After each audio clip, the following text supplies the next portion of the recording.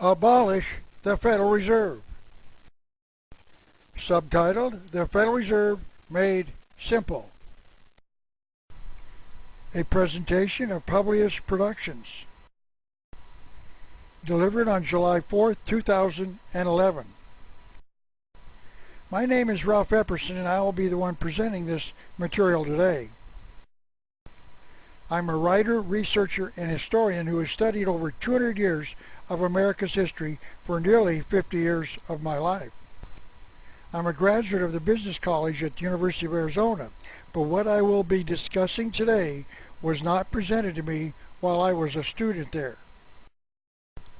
It has come from independent research into the subjects I've written about. I published my book entitled The Unseen Hand in 1985, and it is still being printed today. And in fact, much to my surprise, I was asked by publishers in 6 foreign nations for permission to publish it in their language, in their country, and I gladly provided it.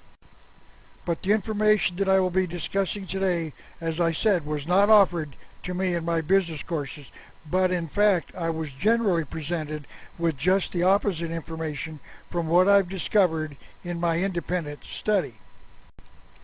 And as I am hoping, you will begin to see that those who gave us the Federal Reserve System did not want us to learn the truth for a very important reason. Let me start by explaining that all of us are teachers in America's largest university. Everyone in America is our student body. Every building in America is our campus. And every conversation we have is a classroom lecture. In other words, we need to become educated so that we can educate others. And the reason that we need to be educated is simply because America is in serious trouble. And the solution is education. So this DVD will be a class entitled The Federal Reserve Made Simple, because I believe that the average American knows little about the Federal Reserve and how it does not serve our interests. And that is why I prepared this presentation. A good place to start would be in the scriptures to show that 2 enormous truths are revealed in its pages. The first is from 1 Timothy chapter 6, verse 10. For the love of money is the root of all evil. Notice that it is not money itself, it is the love of money. Money has no morality, it is neutral, but it does have the ability to be of service to mankind. But it can also be used to destroy, as we shall soon see. And the second comes from Proverbs chapter 22, verse 7. The borrower is servant to the lender. We are going to talk about the borrowers and the lenders during this presentation. I believe the next thing we must do is define the 2 words directly related to money. The first is inflation. Inflation allows you to carry money in a basket and your goods in a wallet. Inflation allows you to live in a more expensive neighborhood without moving. Inflation is the price we pay for all of those government benefits we thought were free. I want you to know that this is the last time I'll buy some jokes from off of the internet. Those jokes are not very funny, but they do show that inflation does have a price to pay. First of all, let me give you a traditional definition of the word. This comes from page 13 of a booklet entitled The American Economic System and Your Part in It, published by the Advertising Council. This is how they define the word. Inflation is a rise in the general level of prices. Then it goes on to explain that there were 3 basic causes of inflation. The first is when consumers, businesses, and governments spend too heavily on available goods and services, this high demand can force prices up. The second way is if costs of production rise and producers try to maintain profit levels, prices must increase. And the third is the lack of competition between producers can also contribute to inflation. In other words, there's but one cause of inflation, and that is people. We, the people, are the guilty ones who cause inflation. Notice that there is no mention of the real cause, and that cause is the Federal Reserve, as I will now try to prove. Let me give you the dictionary definition of the word. It is defined as an increase in the quantity of money. Inflation always produces a rise in the price level. Therefore, inflation has a cause and an effect. The cause is an increase in the money supply, and the effect is a rise in the price level. Notice that the people do not have the ability to print money to increase the quantity. When people increase the money supply by printing it, it is called counterfeiting, and it is a crime against property rights. Money is property, and when someone counterfeits the money supply, it decreases the value of the real money, meaning the property in money in circulation, and it is a form of stealing. Stealing is defined as taking property from another without permission. And in America, stealing is punished by our legal system. In other words, counterfeiting is a crime called stealing. But when the Federal Reserve increases the money supply by printing money, it is not called counterfeiting. It is called funding the deficit, even though the two crimes are identical. Funding the deficit is a crime against property rights and should be punished, just like you and I would be if we increased the money supply. When I was in my business college economics classes at the University of Arizona, my professors explained that this dictionary definition was wrong. I was taught that inflation was caused by cost push, demand pull, unions, shortages, housewives, etc. In other words, we really do not know what causes inflation. All we know is that people cause it, but we don't know how they do it. That is what I was being taught. Yet we learned in the dictionary definition that it is caused by an increase in the money supply. So one of these definitions is in error. Someone is not telling the truth. So if the people cannot increase the money supply without being guilty of a crime, we must look for some agency that can increase the money supply without being guilty of a crime, and we shall soon identify the culprit. There's another word we must define, and that is the word deflation. Deflation is defined as a decrease in the money supply causing prices to drop. Perhaps the best way I can explain how this works is by using this simple illustration. I live in Tucson, Arizona. Let's just say that a fleet of helicopters fly over the city at 3 in the morning and drop out billions of American dollar bills. The next morning, when people find the new money, they will want to spend it, and they will visit stores in the city. They will want to purchase items that they could not afford in the past. When great numbers of people show up at a store with a lot of money, the people bid up the prices of the available goods. Let's say that the people are trying to buy a high-definition television set with a regular price of $1,000. When the people show up, The first bid will be for $1,000, the next will be for $1,100, the next $1,200, etc., until the price could be as high as maybe $4,000 or $5,000. It all depends on how much money has been found by the highest individual bidder. In other words, prices will increase with an increase in the money supply. And prices can really rise high if there are billions of new dollars in circulation.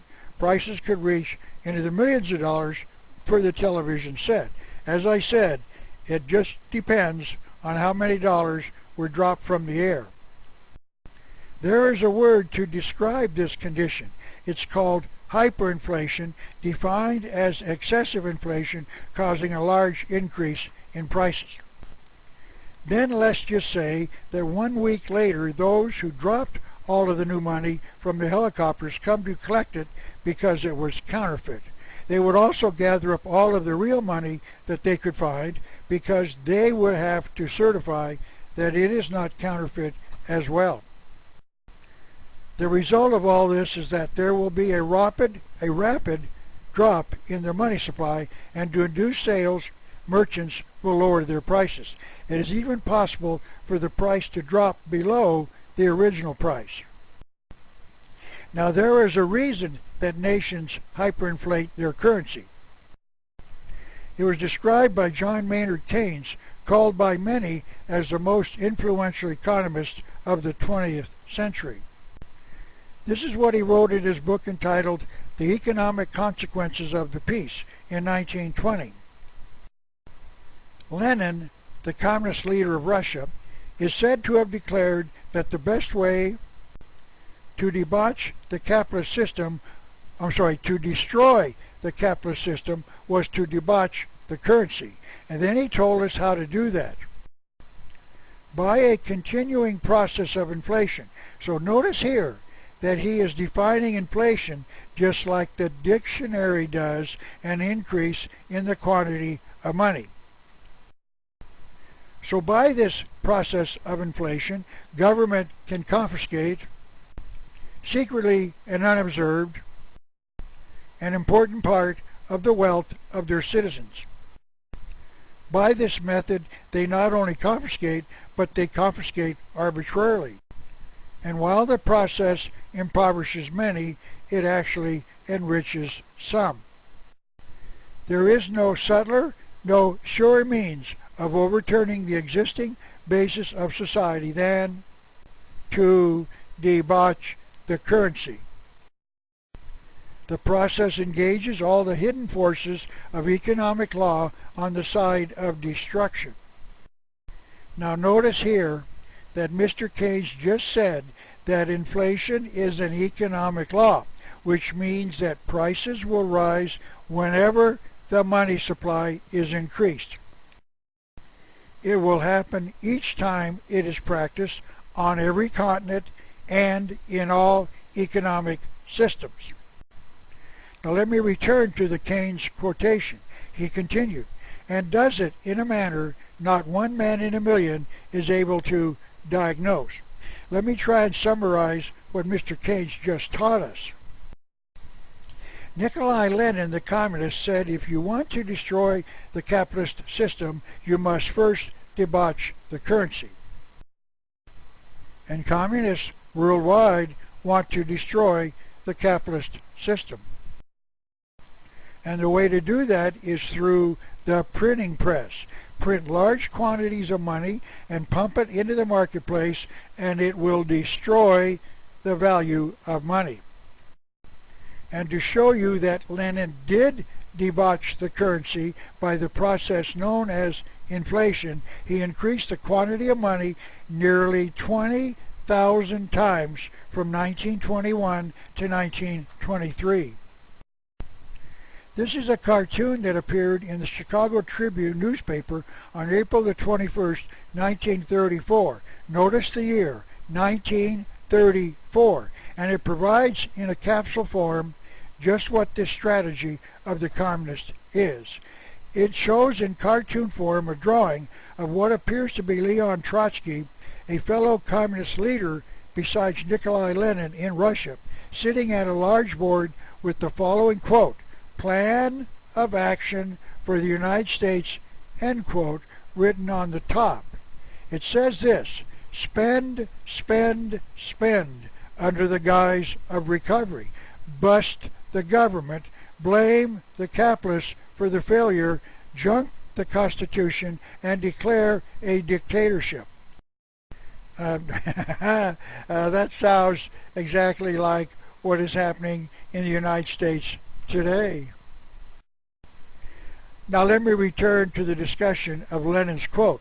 The third thing he said is that inflation will steal from most, but it actually enriches some. And here's why. The poor do not have money, so they're not directly affected. The middle class has its wealth in money, meaning the money they get paid for their labor and which they use to pay their bills. They put whatever they can save into banks, but inflation destroys the value of their money in banks as well. The rich do not place their assets in money. They invest in stocks, art, property, etc. So as the value of money decreases, their value in their assets generally rise. That is what Keynes meant. The rich are the ones who benefit the most in periods of hyperinflation. Then he repeats it. The best way to destroy capitalism is to debauch the currency. And then he said that only 1 in a million would be able to diagnose the problem. But now you know, so you are the one person in a million who understands just how money can be used to destroy. I would also like to point something else out about the economist John Maynard Keynes, because he wanted to destroy the capitalist system as well.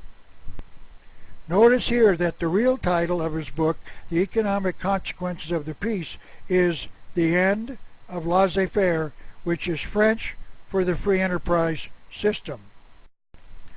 So it was not just Lenin who wanted to destroy capitalism, it was John Maynard Keynes as well. This is what he said about the capitalist system.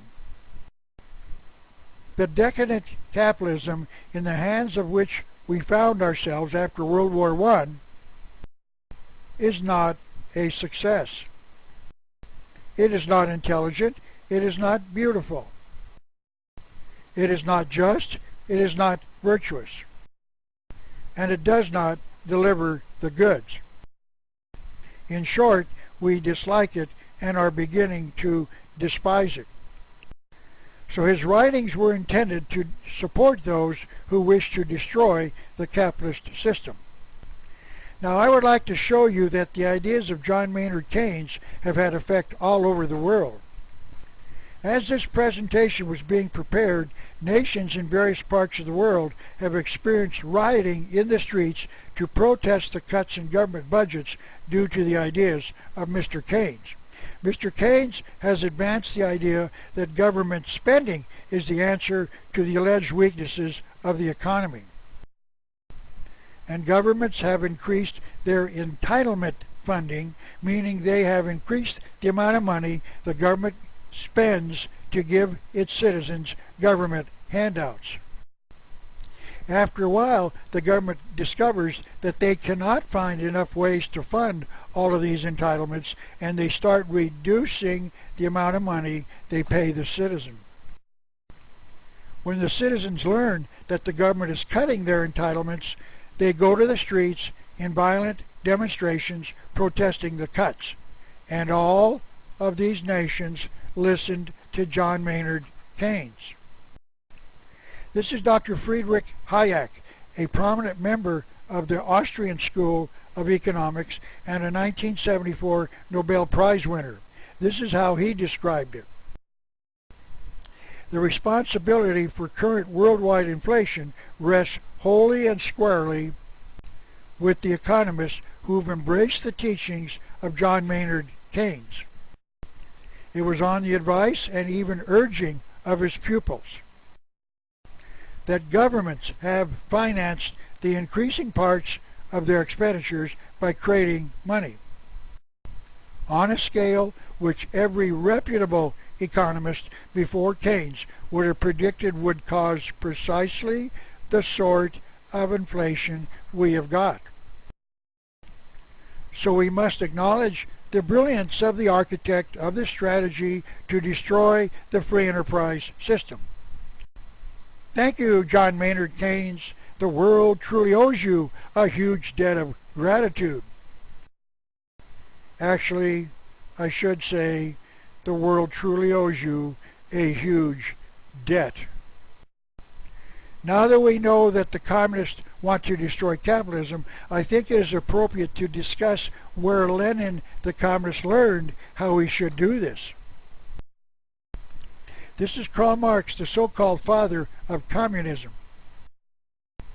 And this is the 100th anniversary edition of the Communist Manifesto that he wrote for the Communist Party in 1848.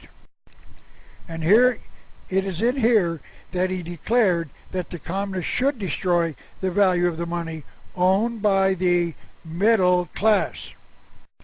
This is what he wrote on page 45.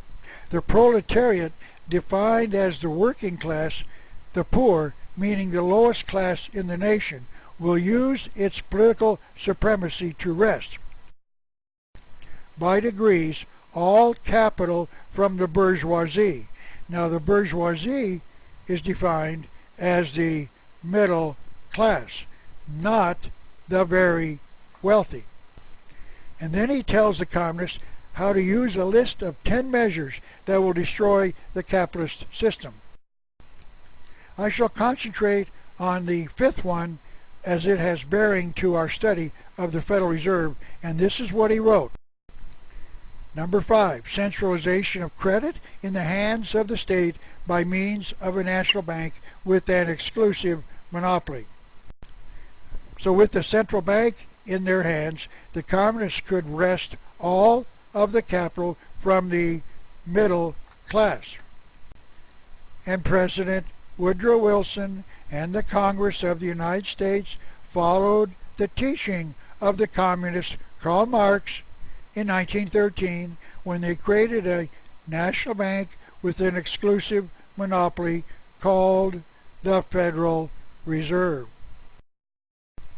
So the power to destroy by using money to inflate the economy was given to a central bank in the United States, just as the communist Karl Marx had instructed our government.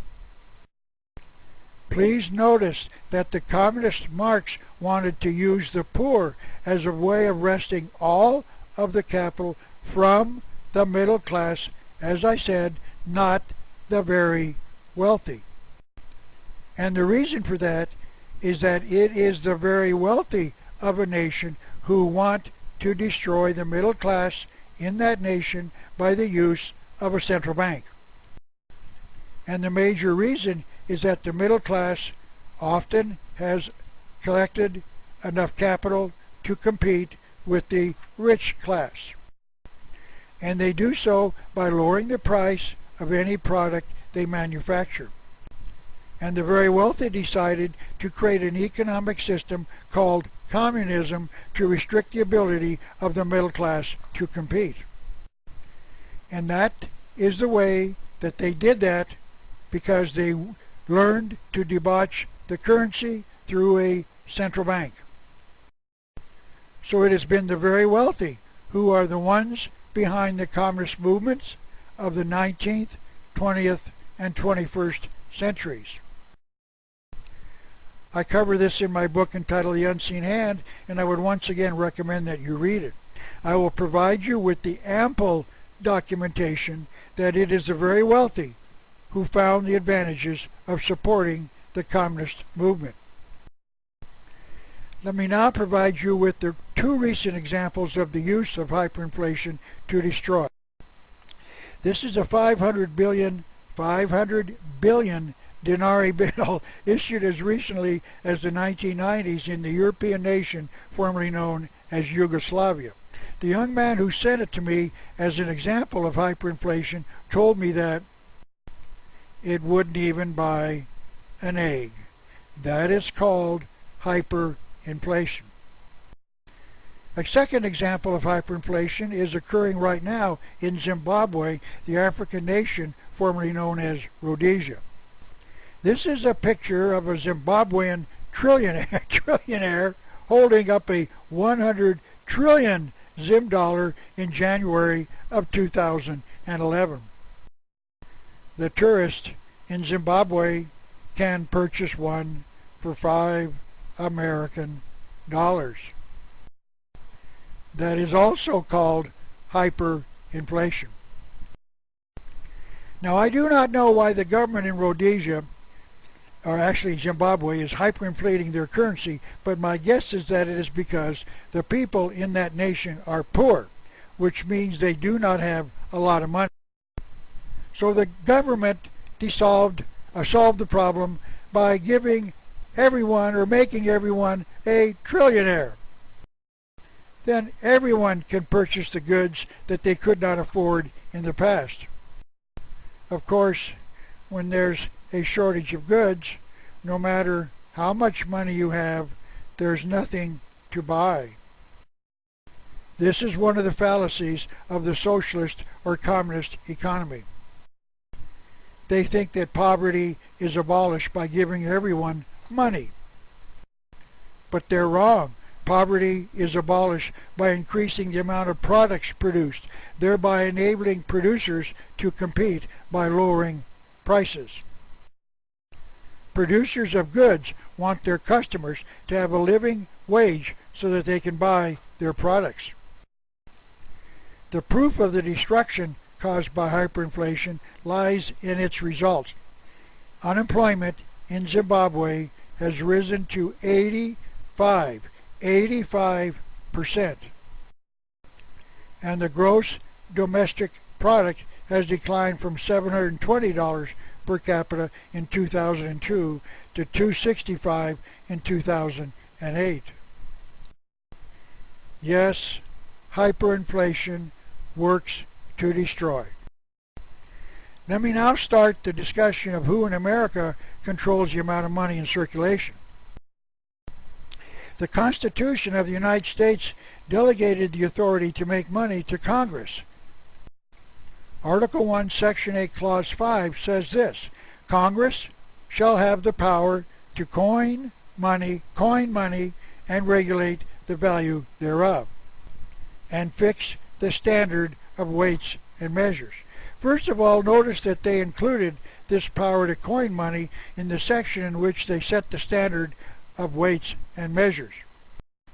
America uses a foot as a measure of length, and they were saying that there was a nationwide standard of a foot, being exactly 12 inches in length. The reason they wanted it fixed is so that anyone in America could rely on the foot as an equal measurement. A foot in Georgia would be equal to a foot in Arizona. However, this was written before the day of the 7-foot centers in professional basketball. A foot is not a foot when you're over 7 feet tall.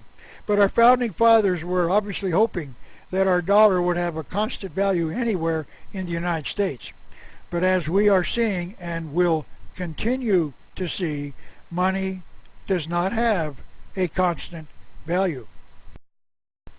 And that is because the bankers do not want a dollar to have a constant value, because the bankers can make a profit as they increase and then decrease the quantity of money, as long as they're the ones increasing and decreasing the quantity of money, and strangely enough, they are.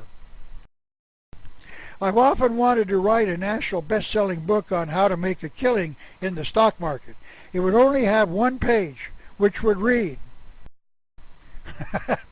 buy low, sell high. And if you knew which way the market was going to move, because you knew when the money supply would be increased or decreased, you could make a killing in the stock market by buying low and selling high.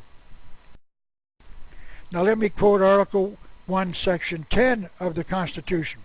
No state meaning Arizona, Georgia, Louisiana, Michigan, you name it, no state shall coin money or make anything but gold and silver coins a tender in payment of debt. Since the state could not coin money, they were relying on the federal government to do exactly what the Constitution allows them to do, coin money. But only a small percentage of our money in America is coined today. I can remember asking the Attorney General of Arizona in a public forum years ago how I could pay my taxes to the state of Arizona without gold and silver coins in circulation. His answer was, listen to this, I don't understand your question. But to be extremely honest with you, I think he did understand. And the tragic thing is that I believe that he knew that every penny collected by the state of Arizona in taxes is being unconstitutionally collected. Now let me discuss just who does have the power over America's money. This is a book that I was given when I was a student in a class called Money and Banking in the Business College at the University of Arizona. It is called, as you can see, the Federal Reserve System, Purposes and Functions, and it was printed by the Federal Reserve System itself. And I want to read just this short paragraph at the beginning of chapter 1 of the book. Here's what it says. Function of the Federal Reserve System. An efficient monetary mechanism is indispensable to the steady development of the nation's resources and a rising standard of living. The function of the Federal Reserve System is to foster a flow of credit and money. Notice, foster a flow of money that will facilitate orderly economic growth, a stable dollar, and long-run balance in our international payments. Now let's go back to the Constitution once again. Article 1, Section 8, Clause 5 reads, Congress shall have the power to coin money and regulate the value thereof. So there is no power to delegate this authority to anyone else, meaning a corporation, a state, or the people. Therefore, there is no power to create a Federal Reserve System. Only Congress shall have the power. But they unconstitutionally gave that power to the Federal Reserve. The book says this: on December 23, 1913, President Woodrow Wilson signed the Federal Reserve Act establishing the Federal Reserve System. That means that Congress, which had no power to create the Federal Reserve, just did so.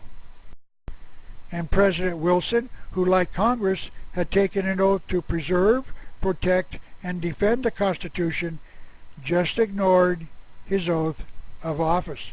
But the Congress and the President did it anyway. I found this photograph on the internet and saved it for the day I would use it, and today is the day I will use it. It shows a young man with a copy of the Constitution and a homemade sign that reads, "The Constitution of the United States found in a dumpster behind the Capitol." I believe that this photograph certainly could be referring to the creation of the Federal Reserve in 1913 by President Woodrow Wilson and the Congress. I would now like to discuss the evidence that the Federal Reserve was not this nation's first central bank. We have had at least two central banks before 1913, and I would like to offer you a brief review of the subject. In 1776, the American Revolution was fought against England. In 1791, America created the first central bank of the United States for a period of 20 years. But in 1811, the 20-year charter was not renewed. So the next year, in 1812, by coincidence, by coincidence, England fought the War of 1812 against America. And in 1816, the United States created the second Bank of the United States for another 20 years. But in 1836, the 20-year charter it had was not renewed. So in 1837, the European bankers started planning America's Civil War, and in 1861, the Civil War started and ended 4 years later in 1865. And to pay for the costs of the war, President Abraham Lincoln issued the greenback dollar, which was not borrowed but just issued. So the war ended in 1865, and the bankers did not get a third Bank of the United States. But to convince the American people to create one, the bankers changed their strategy and started planning bank runs, the first in 1873 and the second in 1893 and a third one in 1907. And finally, America created the permanent Federal Reserve in 1913. I believe that it is no accident that each of our first two wars were followed by central banks. Those wars had been planned by the European bankers to force America into the creation of a central bank to pay for them. And each of those two banks were given a 20-year charter because the American people did not want to create a permanent central bank. After the Civil War failed to create a third central bank, the bankers changed their strategy, as I said, to creating bank runs to convince the American people that we needed a permanent central bank. Accusations were raised that the state-chartered banks were being run by incompetent bankers, and what we needed was a federal central bank. I think it is now important to give you a simple explanation of what a bank run is to show you how the international bankers used them as a way to convince the American people that America needed a central bank. As I've said, I live in Tucson, Arizona, and let's just say that 9 of my friends and I decide to create a bank called the Last Bank of Tucson. We didn't have any money for capital improvements, but we did get a great price on the rental of this magnificent building. We thought it was a nice touch that the building had a covered walkway where we could get our horses out of the sun when we went into the bank to conduct our business. Now, we each contributed $1,000, so our beginning capital was $10,000. Let's just say that each of us goes into the bank a year later to withdraw our $1,000, but none of us knew the others were going to do that as well. The bank manager we hired would tell each of us that he could not honor any of our individual requests because he simply did not have the money on hand. He would explain that, like any other bank, he had made loans to others who needed the money, let's say, to make a down payment on a house they wanted to buy. We would insist that he call these individuals that he had loaned the money to and ask them to return the money he had loaned them. The manager would say that each of these individuals would say that they no longer had the money because they had given it to someone else, and that they in turn didn't have it any longer either.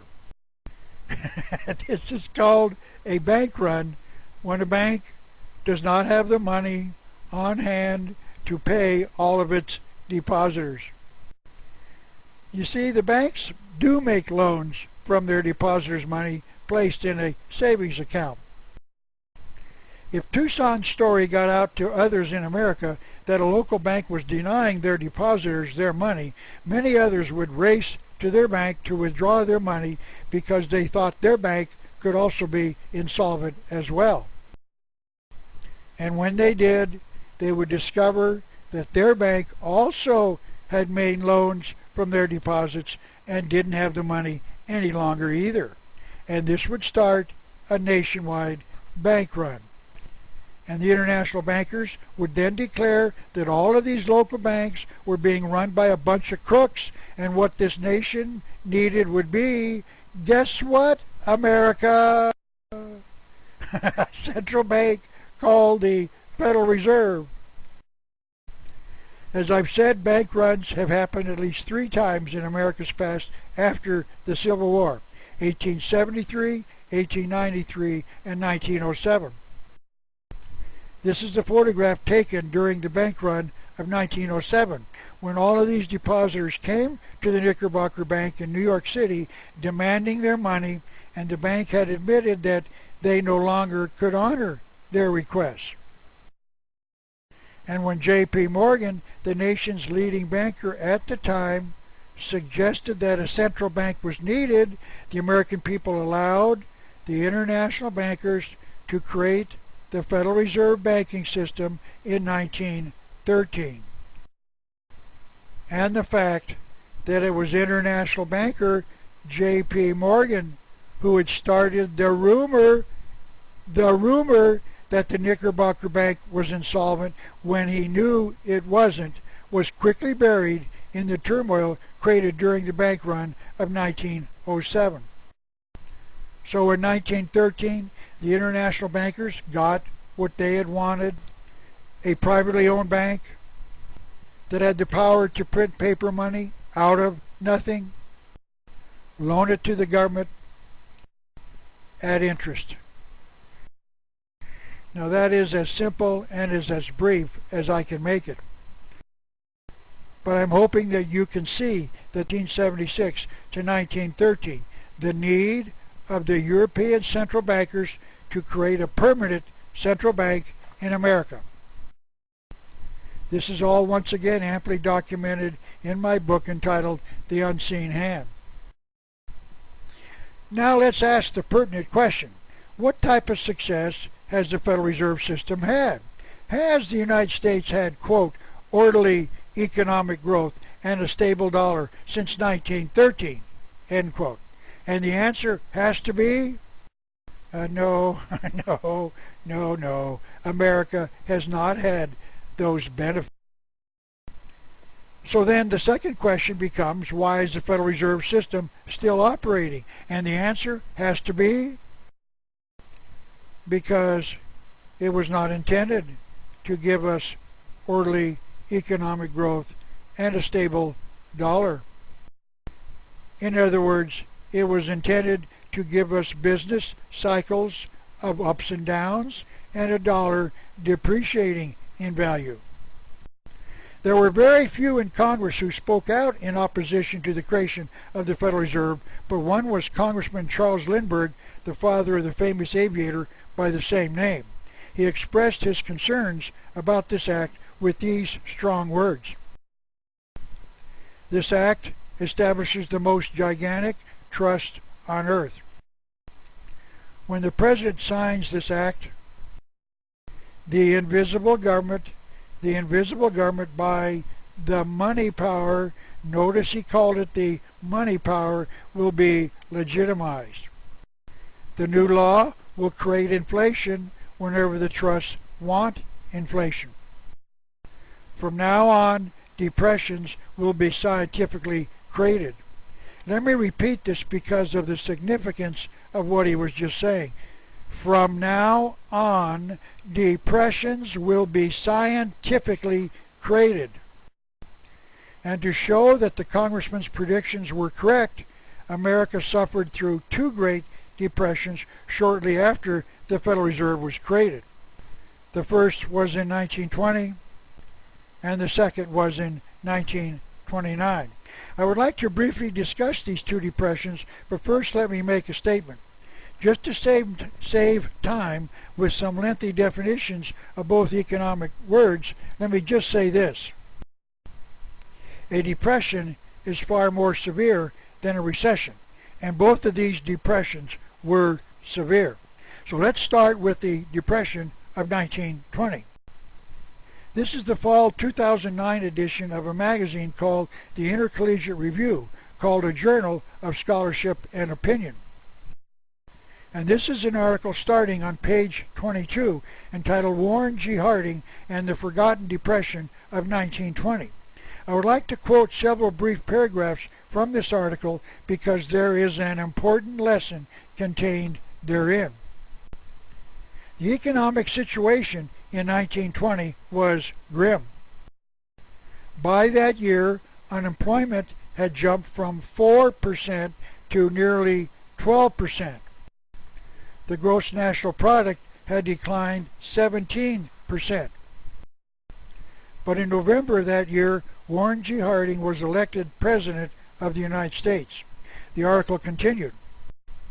In his 1920 speech accepting the Republican presidential nomination, Harding declared, "We shall strike at government borrowing which enlarged the evil, and we will attack the very high cost of government with every energy. We promise to attend to the halting of waste and extravagance. It will be an example to stimulate thrift and economy in private life." President Harding cut the government's budget nearly in half between 1920 and 1922. Tax rates were slashed for all income groups. The national debt was reduced by 1/3. And by the late summer of 1921, just a few months after he was elected, signs of recovery were already visible. The following year, unemployment was back down to 6.7% and was only 2.4% by 1923. However, not all of the news was good. The Depression of 1920 bankrupted 5,400 banks. And we've got to ask the question, who bought all of the bankrupt banks at a reduced price? Could it be those who planned the crisis? One of the little-known stories of the 1920 Depression was the fact that one of the targets of the planners was the automobile maker Henry Ford. Despite the inflation of the 1920s, Ford ordered a price cut for his automobiles. But demand was still insufficient, and a number of Ford plants had to be shut down. Rumor had it that a huge loan was being negotiated. But Ford, who thought the bankers were nothing short of vultures, was determined not to fall into their hands. Bankers lined up to offer their help in return for his surrender of independence. When large corporations borrow money from the big bankers, the bankers make certain that their officers sit on the board of directors of the borrowing company. They want to make certain the loan is not squandered by the unwise decisions of the company's officers. And it is the board of directors, meaning the bankers, who run the business. This is what Mr. Ford feared. Now back to the discussion of Mr. Ford. The game was clear to him. One representative of a Morgan-controlled bank came forward with the plan to save Ford. Ford saved his company by turning to his dealers, to whom he now shipped his cars in spite of the slowness of the market.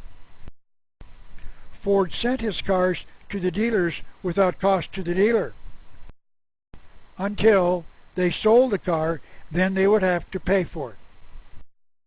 Demand grew, and the plants were reopened. Ford had outsmarted the bankers who had planned the Depression, in part to force him into borrowing money to keep his Ford Motor Company in business. He didn't succumb to the pressure, and he saved his business. Well done, Henry Ford. Let me now return to the Depression of 1920. Notice this. These actions taken by President Harding solved the Depression in about a year, maybe two.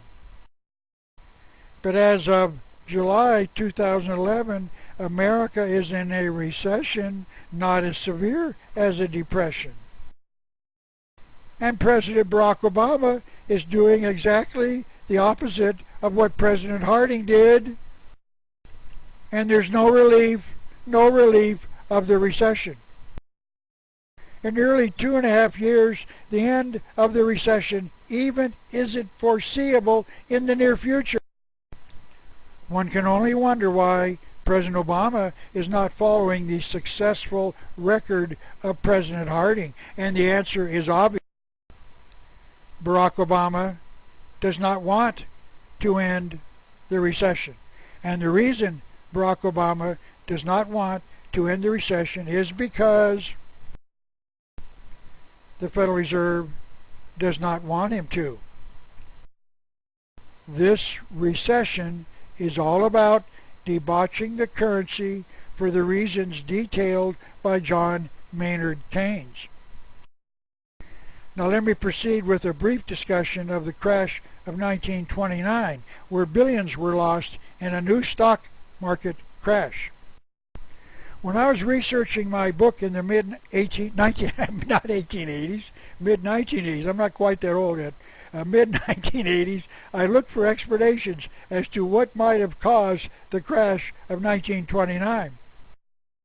I found this book, amongst others, entitled The Great Crash 1929 by John Kenneth Galbraith, and I read it.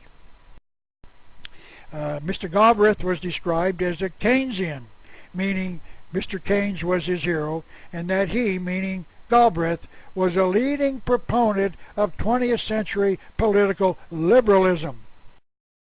He served in the administrations of President Franklin Roosevelt, Harry Truman, John Kennedy, and Lyndon Johnson, all of whom were also leading proponents of 20th century political liberalism. And these are his conclusions about the cause of the great crash of 1929 from pages 432 and 172. No, I shouldn't be laughing. This is one of our great economists saying this, so this obviously must be a truth. No one was responsible for the great crash. There was none who caused it. Although I got to give him credit, he does admit this. The Federal Reserve Board was a body of startling incompetence. So no one caused it, but whatever caused it, the Federal Reserve Board was incompetent to prevent it and then stop it. But Galbraith did agree with his hero, John Maynard Keynes, who wrote this in a quotation I read earlier. And while the process impoverishes many, it actually enriches some.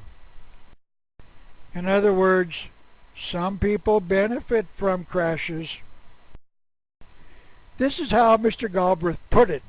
The man with the smart money, who was safely out of the market when the first crash came, meaning the beginning of the crash, naturally went in to buy or to pick up bargains. In other words, those with the smart money who got out of the stock market before the crash started went back in and bought bargains, meaning stocks, at a much lower price. Of course, naturally. When I was in my economics courses, I asked my professors, who told us all about the selling of these stocks in the crash in 1929, just who was it who was doing all the buying. We spent time discussing the sellers of the stock, but we never discussed who was doing all of the buying. You don't have to be a rocket scientist to know that for every stock sold, someone bought it. Both of the two economists, Keynes and Galbraith, told us that the people with the smart money, those who got out of the market before the crash happened, went in and naturally bought every stock sold. Maybe, just maybe, that was why the Federal Reserve Board was startlingly incompetent. It was to allow the people with the smart money to come back in and buy stocks at a dramatically lower price. After the crash in 1929, the ownership of the banking system had changed. About 16,000 banks, or 52% of the total, went out of business. Today, 100 out of 14,100 banks control 50% of the nation's banking assets. 14 big banks have 25% of the deposits. Could it be that certain large banks somehow had extra cash set aside so that after the crash was over they could purchase bank assets at a reduced price? And that was an additional reason that the Reserve Board was startlingly incompetent. The depositors in all of these old banks were impoverished, but someone else was enriched. You know something? I believe Mr. Galbraith did know what caused the crash and that he intentionally lied. Don't forget, he was a, quote, a proponent of 20th century political liberalism. Just what would you expect him to say? The stock market crash was planned by the Federal Reserve? I somehow don't think he would say that. But I want to make it clear. I found the evidence that the Federal Reserve did plan both of these depressions, and I provided that evidence in far more detail in my book. And I would like to now briefly discuss the evidence that the Depression of 1929 was the result of the planning by the Reserve Board. First of all, I'm going to round the figures I will present just to make it a little easier to understand. It all started after the Depression of 1920. The Federal Reserve had $34 billion of money in circulation in June of 1920, and they decreased it to $32 billion in June of 1921, and they started increasing it to $33 billion in June of 1922, to $36 billion in 1923, to $38 billion in 1924, to $42 billion in 1925, to $43 billion in 1926, to $45 billion in 1927, and then to a high of $46 billion in June of 1928. The Federal Reserve then leveled it off to the same $46 billion in June of 1929. They had increased the money supply by 44% from June of 1921 to June of 1929. Now this is how the media contributed to the Depression of 1929. They were convincing the public to invest in the stock market where you could become as rich as John D. Rockefeller, perhaps this nation's wealthiest businessman. This was what they were doing with the extra money that they had increased the money supply by. So you heard that you buy stocks with the assistance of a stockbroker, so you call and make an appointment. You tell him that you have $100 that you want to invest in purchasing stock, and you want to buy one share of Epperson popsicle stick makers. You tell the broker that I recommended this company because it was an Epperson who invented the popsicle. And by the way, that story's true. And you want to share in the good fortunes of the Epperson family. The stockbroker then explains that stock market tycoons such as yourself have to get familiar with the language. Tycoons always refer to a stock by the first two words of the name. So you call your stock Epperson Popsicle. He goes on to explain how the system works.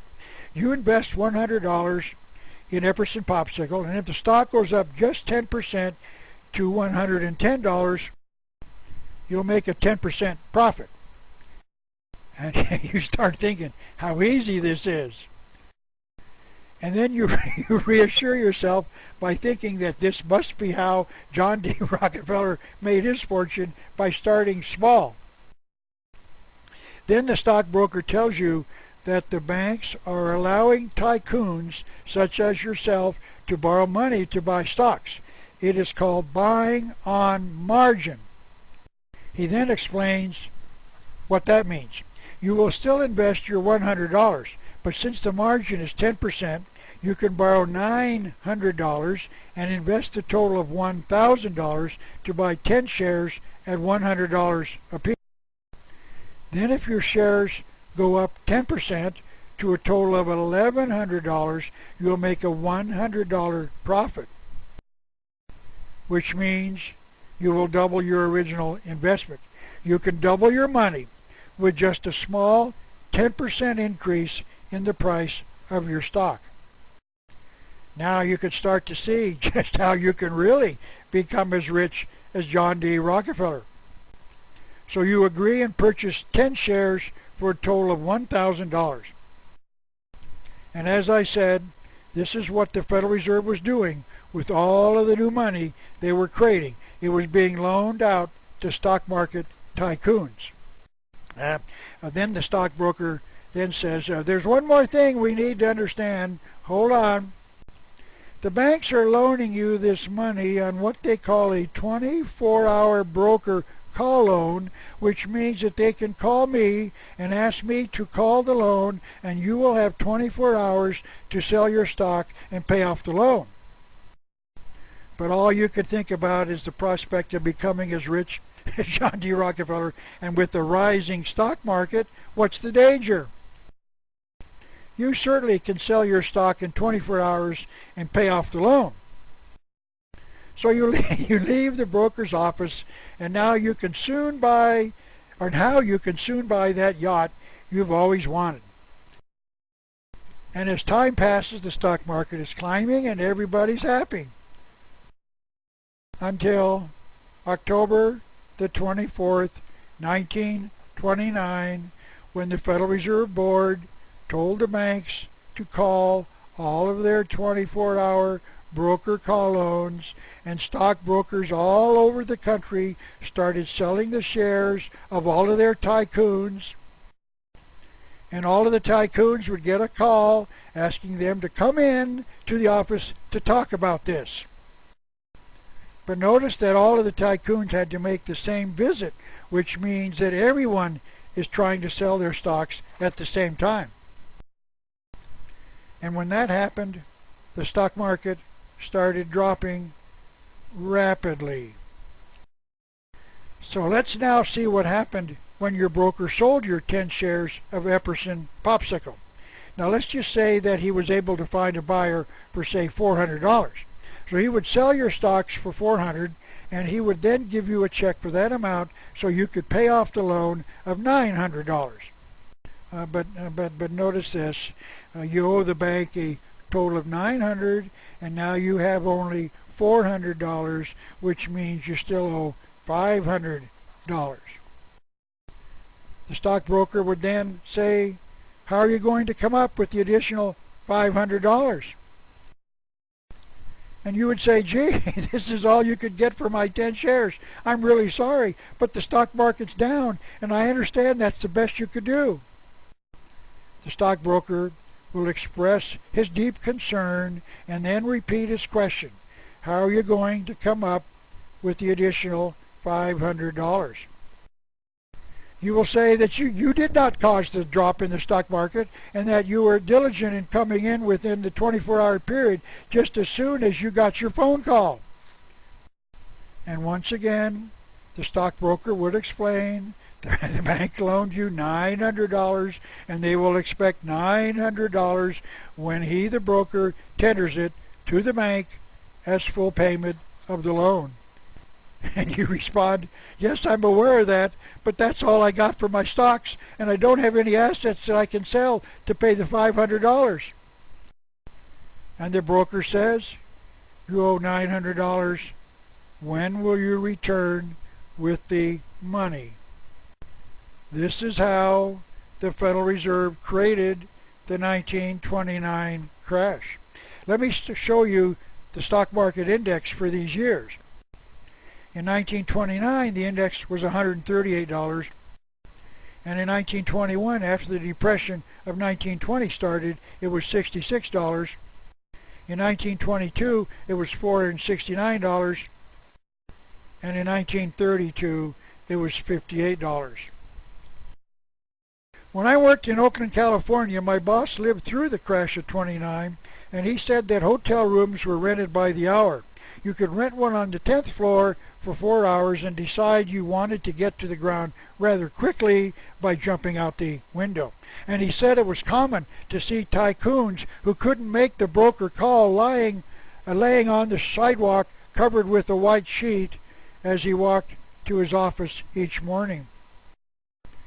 In other words, the tycoons could not meet their broker call, and they had no other assets to pay off the loan, so they took a short walk to the ground floor from the 10th floor, and they would leave their family with the problems of handling the debt.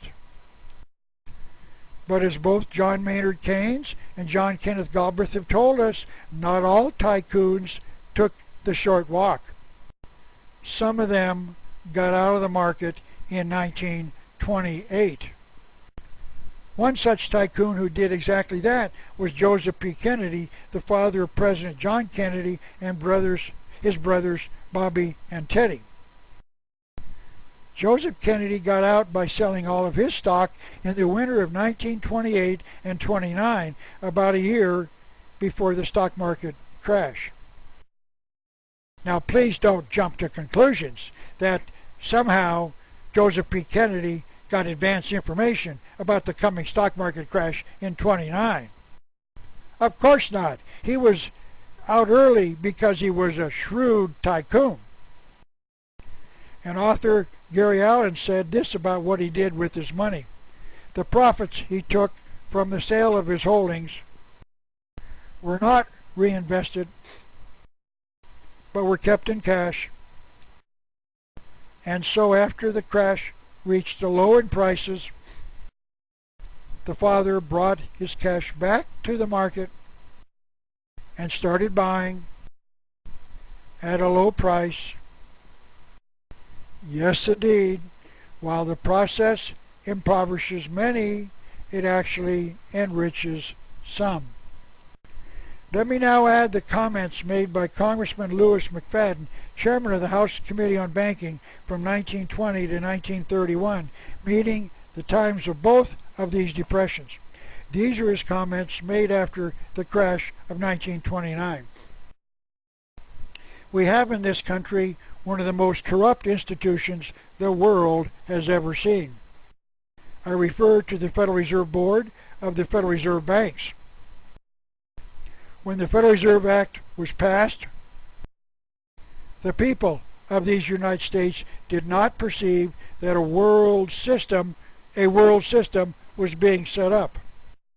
A superstate controlled by the international bankers, acting together to enslave the world for their own pleasure.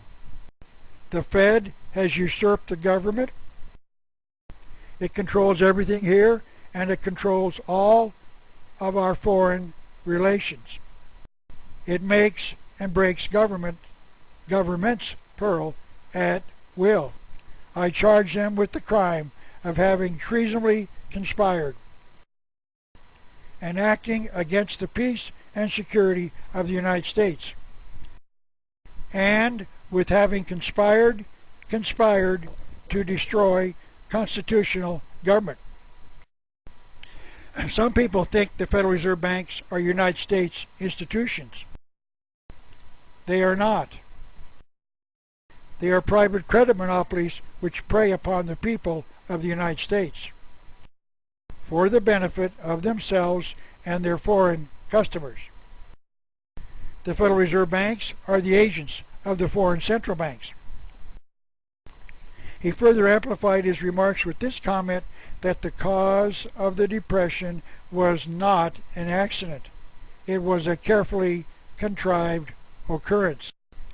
The international bankers sought to bring about a condition of despair here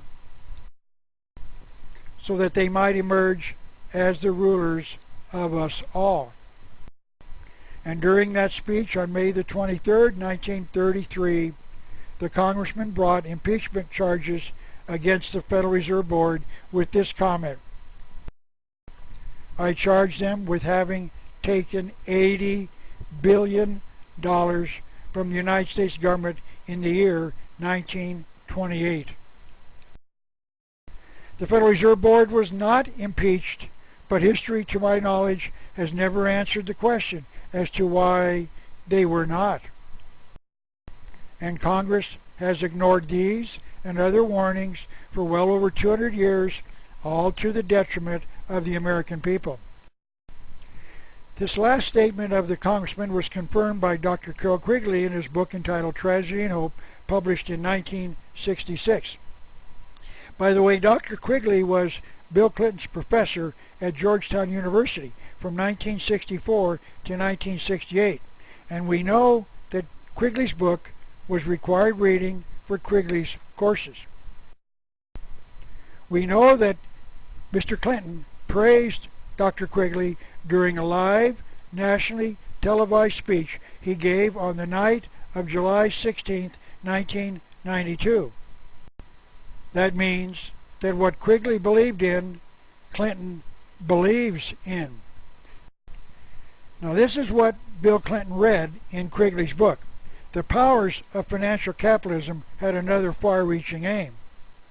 Nothing less than to create a world system of financial control in private hands, able to dominate the political system of each country and the economy of the world as a whole.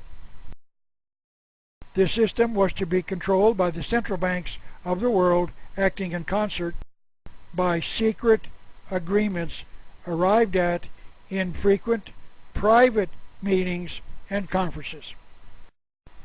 And this confirms why the American people do not know much about the Federal Reserve. It is because they operate in secrecy, because they're not controlled by the U.S. government. They're controlled by the central banks of the world acting in concert. The Federal Reserve stands convicted by the evidence. But it is important at this point to discuss other things that Dr. Quigley taught Bill Clinton. He wrote that the financial element was controlled by a much larger and more powerful group that he called an international Anglophile network. The word Anglophile means that this network is primarily English. This is what he wrote on page 950 of his book. There does exist, and has existed for a generation, an international Anglophile network. So that means that the banks are controlled by an international network out to control the world through the central banks, and that this network controls the elections for the presidency in the United States. This is what Quigley wrote on page 73. The networks expected to control both political parties equally. Some of them intended to contribute to both in order to conceal their own influence and allow the electorate to believe they were exercising their own free choice. Notice what Dr. Quigley thinks of the American voter. He believes that we're too stupid to see how they control both candidates for president equally. That means that no matter who we elect, that candidate was a supporter of this international network. And one of the ways this network controls the two political parties is through an organization known as the Council on Foreign Relations, created by the network in 1921. Dr. Quigley reported on page 950, this organization has played a very significant role in the history of the United States. And to show us that Bill Clinton learned his lessons well from Dr. Quigley, Bill Clinton joined the Council on Foreign Relations in 1988. You might want to keep all of that in mind the next time you cast your vote in the presidential election. Now let's go back to the subject directly. There are those in power who do not even agree that the Federal Reserve controls the money supply. In 1974, President Jimmy Carter said, "It is a myth that government itself can stop inflation." Excuse me, Jimmy baby, but you're wrong. The government itself, meaning the Congress, created the Federal Reserve. The Congress itself can revoke it. That means the government can stop inflation. But there's a reason that Jimmy doesn't believe the government causes inflation. He appointed Alfred E. Kahn as an advisor on inflation, and this is what Mr. Kahn's view on what caused it. The desire of each group with power to improve its economic situation is, after all, what the problem of inflation is. The living standard of Americans must decline if inflation is to be controlled. Now, the only thing that Kahn didn't say was that he would urge the Federal Reserve to continue its vision of debauching the currency to reduce America's standard of living. There are many historians who think that President Carter was the worst president the United States has ever had, and I count myself as one of them. And this cartoon amply illustrates the point. The lady tells the seated president at the "Who's the Worst President Ever" contest television show. The lady tells the president, "Mr. Carter, there's been a mistake. When we asked you onto the show, we didn't mean as a judge. But we have had warnings from the past not to create a Federal Reserve System. As I've already mentioned, the Bible in Proverbs 22 verse 7 says this: the borrower is servant to the lender. Of course, those words do not apply to us as Americans. They only apply to the house of Israel, written many, many centuries ago. Reginald McKenna, a past chairman of the board of Midland's Bank of England, warned us with these words around 1900. I am afraid that the ordinary citizen will not like to be told that the banks can and do create and destroy money, and they who control the credit of a nation direct the policy of governments and hold in the hollow of their hands the destiny of the people. President Thomas Jefferson warned us as well. I sincerely believe that banking establishments are more dangerous than standing armies, and that the principle of spending money to be paid by posterity, which means, of course, the future, is but swindling futurity, and once again, the future on a large scale. It is incumbent on every generation to pay its own debts as it goes, a principle which, if acted upon, would save 1/2 of the wars of the world. Now, this is an extremely important quotation. President Jefferson was telling us that bankers create wars which are very costly, and that they can get government to borrow the money from the bankers to finance them. And then the bankers can loan the money to the government at interest, which means they can create money out of nothing and make a profit on the money that they've created. President Abraham Lincoln also warned us about what he called the money power. The money power preys upon a nation in times of peace and conspires against it in times of adversity.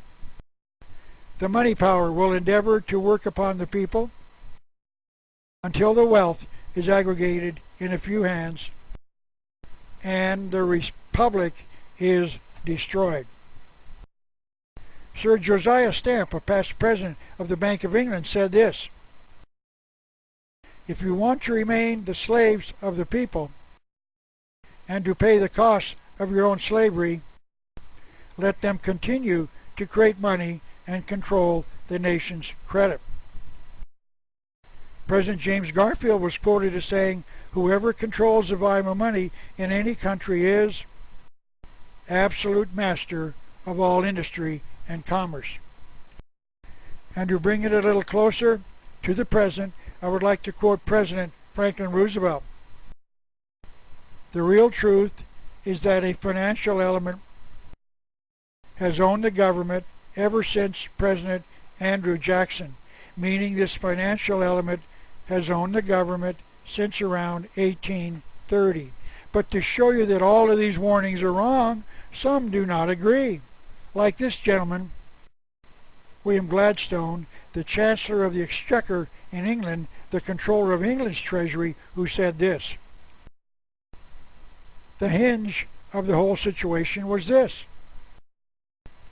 The government itself was not to be a power in matters of finance, but was to leave the money power supreme and unquestioned." So this is the battle. Who is going to handle the money supply? The government or the bankers? A similar threat was voiced by Alexander Hamilton, America's first Secretary of the Treasury. He offered an opinion as to who we should trust with the money power. "No society could succeed which did not unite the interest and credit of rich individuals with those of the state. All communities divide themselves into the few and the many.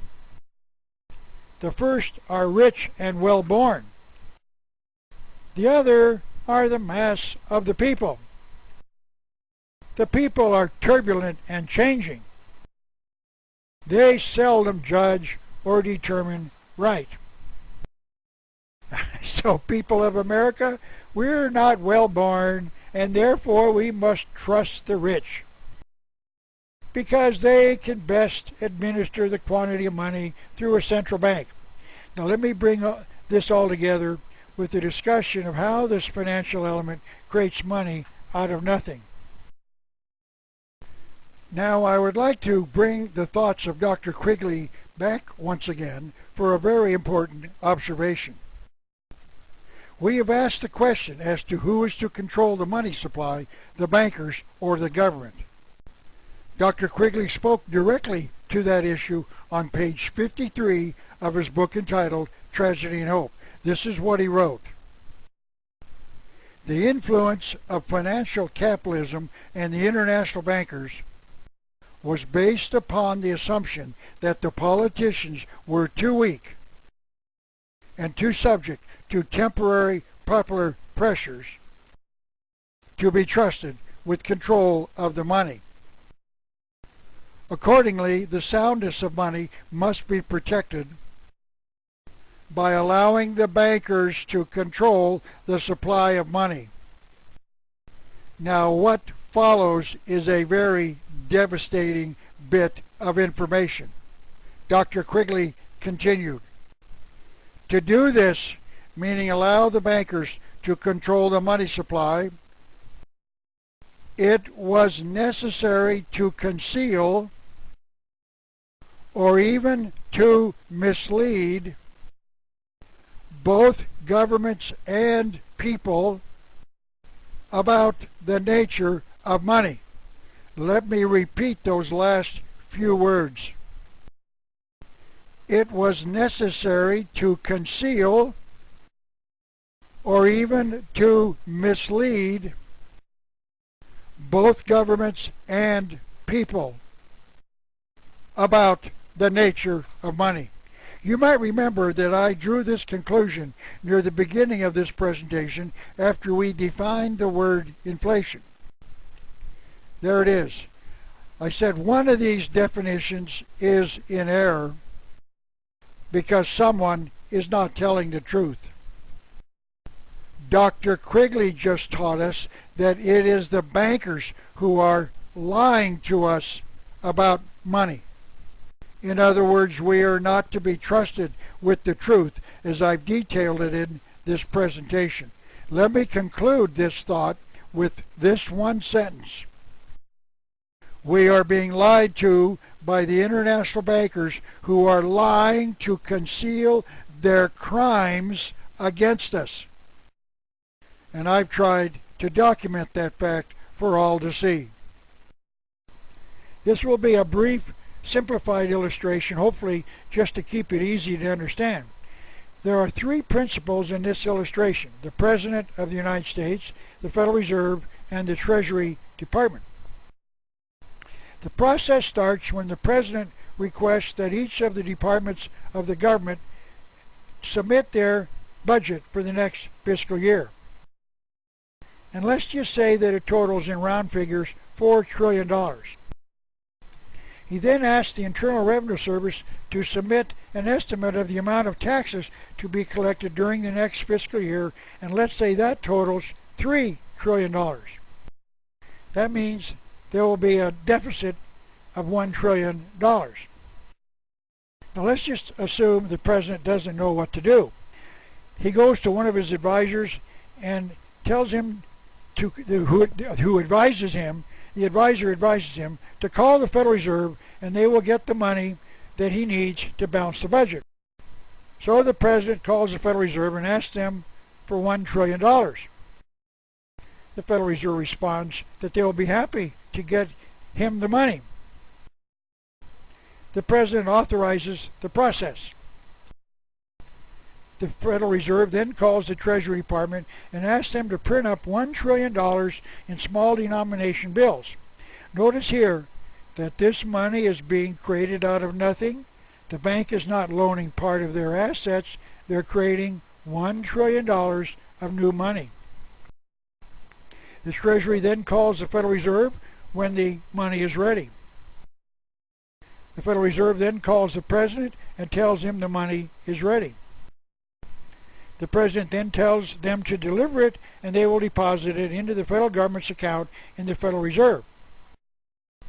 The Federal Reserve then says they want some evidence of the transfer of the money, since they are loaning the money to the government. And the President says, wait a minute, what's this about loaning? You're the Federal Reserve, and I'm the federal government, and you're the Federal Reserve, meaning you're a branch of the government. I'm the President, and I need $1 trillion to balance the budget, and I'm told you can arrange for me to get that amount. And so the Federal Reserve responds by saying, you're slightly misinformed there, Mr. President. The name Federal Reserve is not our entire name. We are called the Federal Reserve Bank. And even though we have the name Federal in our name, we're not a part of the federal government. We are a privately owned bank, and just like any bank, we are in the loaning business, and that we will need the government to pay the loan back with an annual rate of interest. And we will loan you that money, let's say in this example, for 10% interest per year. And the reason we need to charge interest is because we're a bank, and just like any bank, we have bills to pay. The President responds that I guess this is the way it's done, so what do I tell the Treasury Department? And the Federal Reserve responds, tell them to print up $1 trillion worth of bonds at an annual rate of 10%. So the President calls the Treasury Department and asks them to print up bonds at a 10% annual interest rate. The Treasury Department calls the President when the bonds are ready. And the President then calls the Federal Reserve and tells them the bonds are ready. The Federal Reserve tells the President to have the bonds delivered, and in exchange they will deliver the money to him. And the next day, the trucks with their cargoes pass on the highway, and when they get to their destination, they make the delivery, and everybody's happy. The government now has the money to pay all of their government bills, and the Federal Reserve now has a guarantee that the federal government will pay the interest on the bonds so that they can pay their bills. Now let me point out in my example, the amount of money borrowed was $1 trillion, and the amount of interest to be paid is $100 billion, meaning an interest rate of 10%.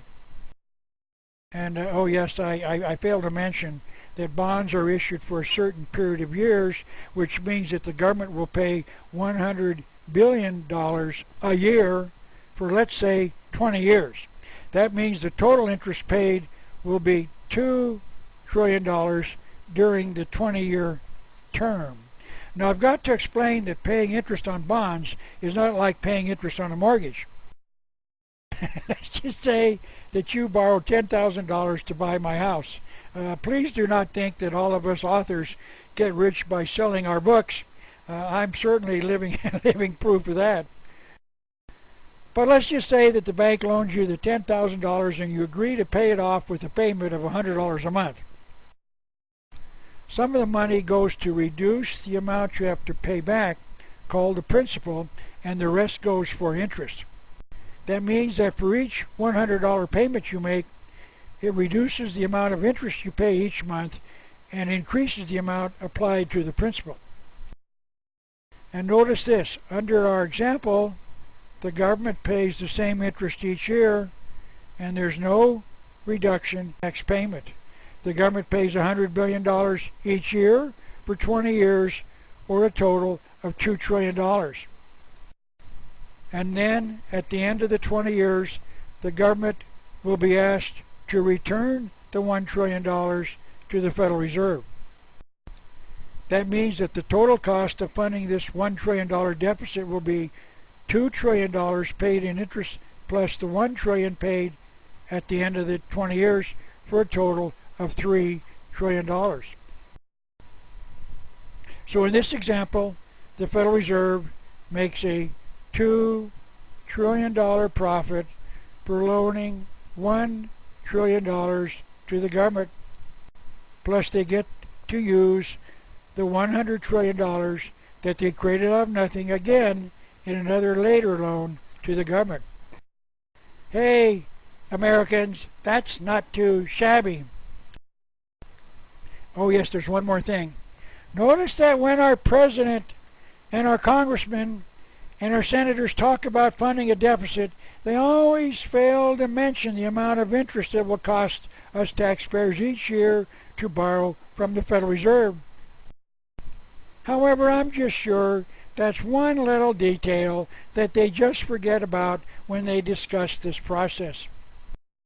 I forgot one little insignificant detail.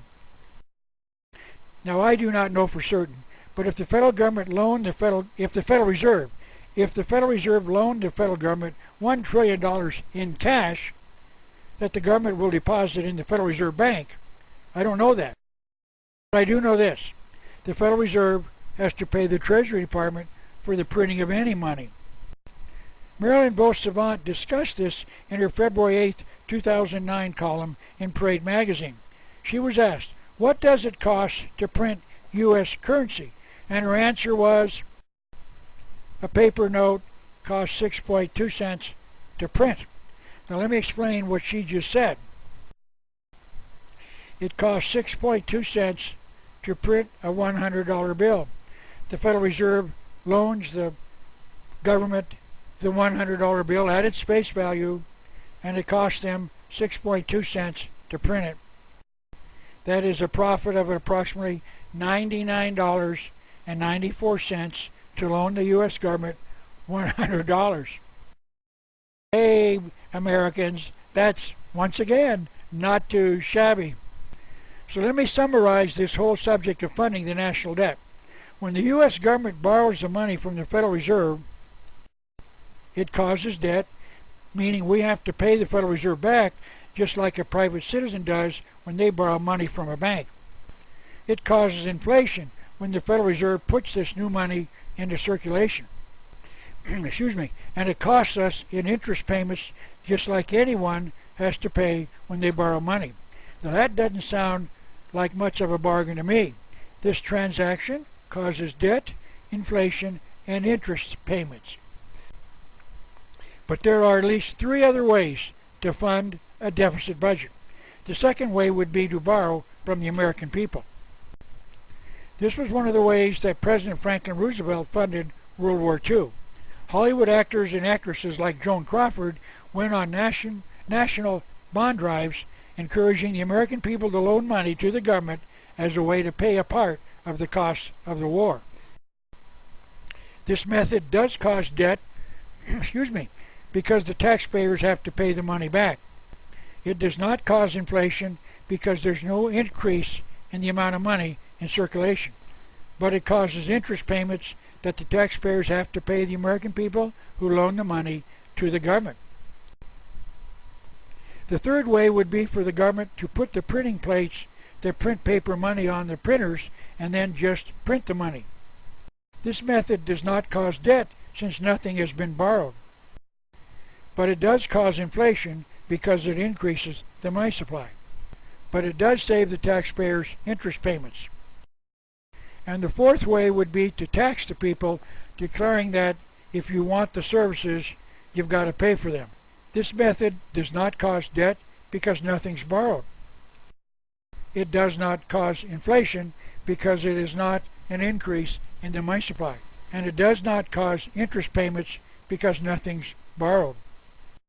So this is the table showing the four methods that are available to the U.S. government when it has a deficit budget. Now, which one is the worst way as far as the taxpayers are concerned to fund the deficit? Of course, it's number one, borrowing from the Federal Reserve. Notice once again, the government consistently chooses method number one, the worst possible way to fund a deficit, because it causes debt, inflation, and interest payments, yet our government consistently chooses this method. Now, which is the best way to fund a deficit budget as far as the taxpayers are concerned? It is, of course, method number four, because it does not cause debt, inflation, nor interest. But the government never chooses that method because tax increases are not popular. It might be of interest to provide you with the two presidents who were faced with spending problems and who reverted to printing money without borrowing it. One was President Abraham Lincoln, as we've discussed already, who during the Civil War had little constitutional taxing power to pay for the costs of that war. He issued a total of $450 million of what were called greenbacks, but they were not borrowed, they were just issued. In other words, he tried method number three. This caused inflation, but it did not cause debt nor interest payments. In 1983, Congressman Wright Patman, the chairman of the House Banking Committee, asked the Secretary of the Treasury to determine how much money was saved in interest payments by his issuing the greenback. The Secretary of the Treasury responded, "If the money had been borrowed for 100 years, from 1863 to 1962, to reduce the amount of annual payments, the amount of interest paid would have exceeded $49 billion. Lincoln printed $450 million in greenbacks, and the interest he saved was $49 billion. Thank you, Mr. President." The other president who issued money that was not borrowed but was just printed was John Kennedy, who in 1963 issued $43 billion of money not borrowed from the Federal Reserve. This is the Ford Museum in Dearborn, Michigan. When I was asked to speak in Dearborn several years ago, my host took me to the Ford Museum for the day, and I was truly fascinated by the items displayed there.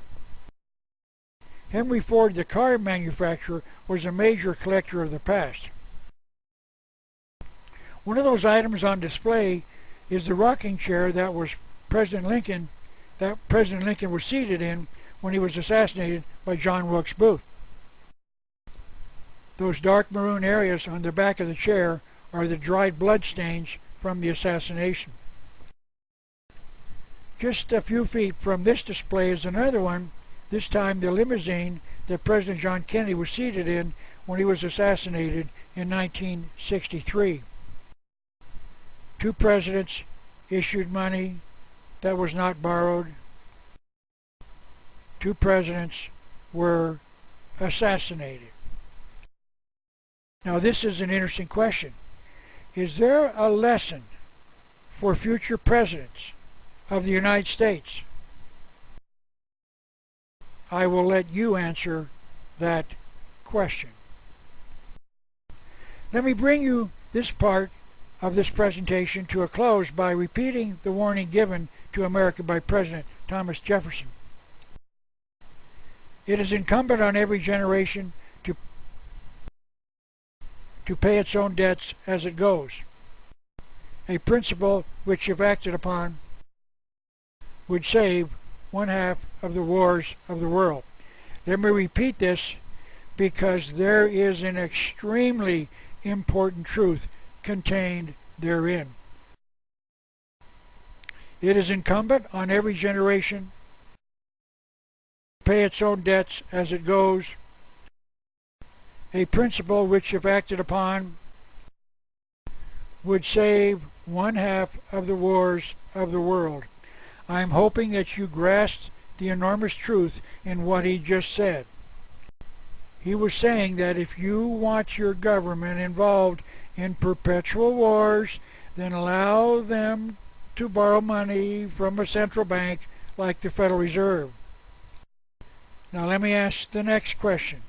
Has it been our history to be involved in wars all over the world since the creation of the Federal Reserve in 1913? Yes, World War I, we got involved in 1917. Yes, World War II started in 1941 and it lasted approximately 4 years. Yes, Korea started in 1950 and lasted approximately 3 years. Yes, Vietnam, planned by our government. The war in Vietnam was planned by our government in at least 1945, but started 19 years later in 1964 and ended about 11 years later. May I interrupt this discussion at this point because I would like to recommend that you consider watching my 4-hour DVD on the subject of the war in Vietnam. I've entitled it Vietnam, America's Betrayal and Treason. I believe it is the best explanation ever offered by anyone about the war and why our government planned it in at least 1945. You can watch it on YouTube on the internet. But let's go back to our study of wars. Yes, Afghanistan started in 2001, still being fought today. Yes, Iraq started in 2003, and of course it's still being fought. Yes, wars are costly, and one of the ways America funds them is through debt, inflation, and interest. And the owners of the Federal Reserve really enjoy loaning the money to fund them at interest. Now let me explain that while the Federal Reserve Bank has the name Federal in it, it's not owned by the government. Let me offer you 2 ways to prove that. The Federal Reserve has offices in 12 major cities: Boston, New York City, Philadelphia, Cleveland, Richmond, Virginia, Atlanta, Chicago, St. Louis, Minneapolis, Kansas City, Dallas, and San Francisco. I've been told that many public libraries have phone books from various cities around the United States. If your city has such a library, may I suggest that you visit it and look up the phone number for the Federal Reserve in that city. The first place to look is in the blue pages where the city, county, state, and federal agencies and departments are listed. You will find phone numbers in alphabetical order for the federal government, such as the Agricultural Department, the Army Department, the Defense Department, the Federal Bureau of Investigation, and then the departments skip past where the Federal Reserve phone listing should be to the Food and Drug Administration. That obviously means that the Federal Reserve does not have telephones. But then, because you think that the Federal Reserve must have telephones, in exasperation, you flip to the white pages where the business phones are listed. And there you'll find it between the Federal Pest Control and the Federal Sign Company, both of which are privately owned businesses listed, of course, in the white pages. The Federal Reserve does have telephones. They're just not listed in the blue government pages in the phone directory. In other words, the bank is not federal. It's privately owned, just like any privately owned business with the word federal in its name. Now, this is another way you can know that the Federal Reserve is not federally owned. This is a photocopy of an advertisement that appeared in the July 16, 1979 Computer World magazine. It's an ad soliciting applications from programmers for jobs in the San Francisco branch of the Federal Reserve System. The first paragraph says, "The Federal Reserve Bank of San Francisco. Some people still think we're a branch of the government. We're not. We're the bank's bank. However, there's one minor, insignificant difference between these three privately owned companies with the name Federal in their name. Yeah, you see, the Federal Reserve does not pay income taxes. But please don't tell that to the owners of the Federal Pest Control and the Federal Sign Company, because they do. And if they knew that the privately owned Federal Reserve paid no taxes, they might ask for the same waiver. You see, if the Federal Reserve paid income taxes, they would have to file an income tax form, and someone inside the IRS might just leak out how much of a profit they made. And the American people might get mad and put a stop to this. This is how Dr. Martin Larson, in his book entitled The Federal Reserve and Our Manipulated Dollar, added to our knowledge that this agency is not federal. The Federal Reserve is a private organization on which they receive tax-free dividends. It must pay postage just like any private corporation. Its employees are not on civil service, and its physical property held under private deeds is subject to local taxation. So if the federal government does not own the Federal Reserve, then who does? And the answer is very simple. We, the people, cannot find out. All we know is that the Federal Reserve has never been audited, and lists of its owners have never been released by the Federal Reserve nor provided by any governmental agency. Congressman Wright Patman introduced a bill which would have authorized a full and independent audit of the system by the Government Accounting Office. He reported, "I am frankly amazed by the massive lobbying campaign now underway to prevent enactment of this measure. This is further proof that a thorough and independent audit is an absolute necessity in the public interest." However, the bill was defeated. Now, I would be remiss if I didn't tell you one little story about the tenacity of Congressman Patman. The story is told that when he was sitting as chairman of the House Banking Committee in the early 1970s, the committee was questioning Arthur Burns, the chairman of the Federal Reserve. The congressman asked Mr. Burns this question: "Can you give me any reason why you should not be in the penitentiary?" Well done, Congressman Patman. Congressman Ron Paul of Texas has been trying for years to get the Congress to audit the Federal Reserve so we can know who owns it and how much profit they make. But Congress has either voted down or ignored all attempts to do so. Dr. Carroll Quigley gave us several possible clues as to who might own it when he wrote this on page 52 of his book entitled Tragedy and Hope, published in 1966. These banking families include Baring,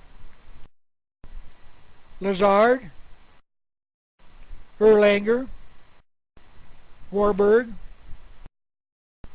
Schroeder, Egman, the Spayers, Mirabad, Millay, Fold, and above all, Rothschild and Morgan.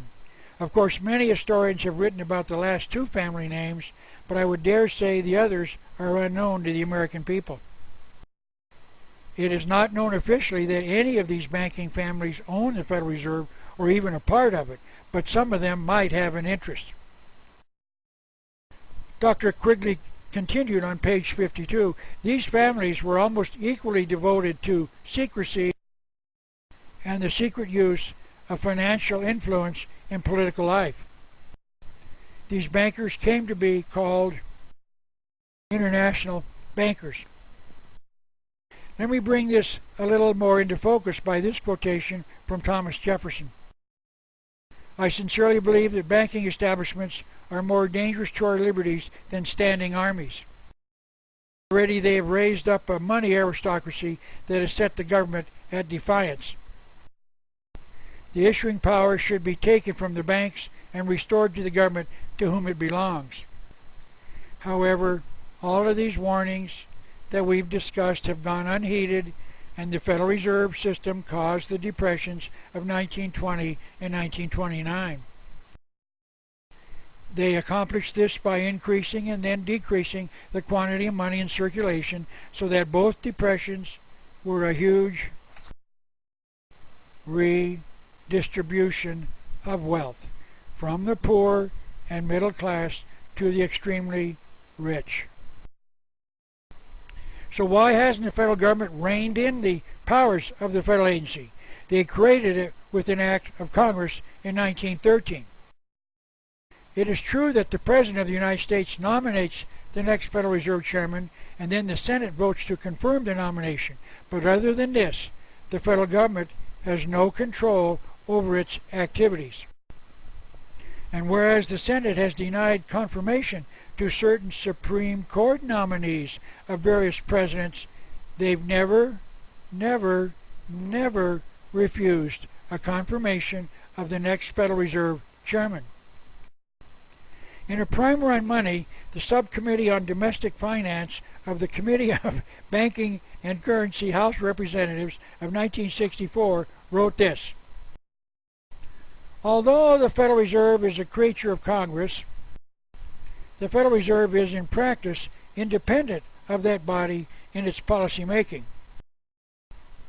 The Federal Reserve neither requires nor seeks the approval of any branch of government for its policies. The system itself decides what ends its policies are aimed at and then takes whatever action it sees fit to reach those ends. So there you have it, a brief explanation of many of the reasons this nation needs to abolish the Federal Reserve. And the way to accomplish this task is found in Webster's dictionary. The word is repudiate, defined as to refuse to acknowledge or to refuse to pay, to disclaim as debts. There's another word that has bearing on the point. It's called repudiation, and it is defined as the disowning of a debt. All America has to do is use the dictionary and repudiate the debt owed to the Federal Reserve. The government can simply repudiate the debt, which means the government says that we're no longer going to accept it as valid. Now, I'm certain that some are saying that an honorable nation would pay its debts. And I say yes, that is true. But please let me remind you of the words of Congressman McFadden. I charge them with the crime of having treasonably conspired against the people. Yes, the Federal Reserve is guilty of nearly 100 years of crimes against the American people. And the Federal Reserve should be abolished to prevent them from committing the same crimes again. And the quickest way would be to repudiate the debt. Let the private reserve go bankrupt. This is called justice. Justice. And may I suggest that you join with me in a one-man crusade and start calling the Federal Reserve what it is, and that is the private reserve whenever you discuss it, because that is exactly what it is. Perhaps this last thought by President Jefferson will summarize all that I've covered so far. This is what he wrote. If the American people ever allow private banks to control the issue of currency, first by inflation and then by deflation, the banks and corporations that will grow up around them will deprive the people of their property until their children will wake up homeless on the continent their fathers conquered.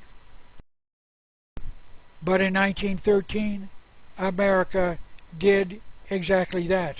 We allowed private banks to control the issue of currency, and the process of depriving us of our property is underway. Now I've got one last quote to offer you, but before I do, I would like to ask you a favor. If you agree with me that this presentation is a simple way to understand the private reserve, please help me by getting it a massive distribution. Please make copies and give them away. If you're a high school or college student, give one to every teacher or professor you have, even if they're not in the business college. Ask them to watch it, and then make certain you ask what they think of it. Ask your friends to watch it by giving them copies or by inviting them to your home to watch it together. Upload it onto the internet and then send links to everyone you know. May I suggest that you send copies of this DVD to the opinion makers, such as your local television and radio stations, newspapers, corporation leaders, etc., because these people have access to people that most of us can never reach. Send a copy to your congressmen and senators, but ask their staff to watch it before they pass it on, and then ask them to ask their congressman or senator what they're going to do about the private reserve. If your city has an access cable station, make arrangements with them to show this. Because quite simply, this DVD can have a dramatic effect on the thinking of America. And all America will thank you for your efforts. Now I would like to summarize all that I've covered so far with this last quotation from the writings of Will Durant, an American writer and historian, who wrote this: "Those who manage money manage all. Those who manage money manage all." I would like to draw this speech to a close with this hopefully amusing photograph that has made the rounds of the internet some time ago. It shows a hunter sleeping with his rifle in his lap and a deer sneaking in while he's asleep to eat his lunch. Please notice that the hunter is asleep. I'd like to use this photograph to illustrate a point. We are the sleeping hunter. And while we are sleeping, these international bankers that we've been discussing are secretly sneaking in to eat our lunch. And my admonition to you is this: it is time to wake up. Thank you so very much. And may God bless America.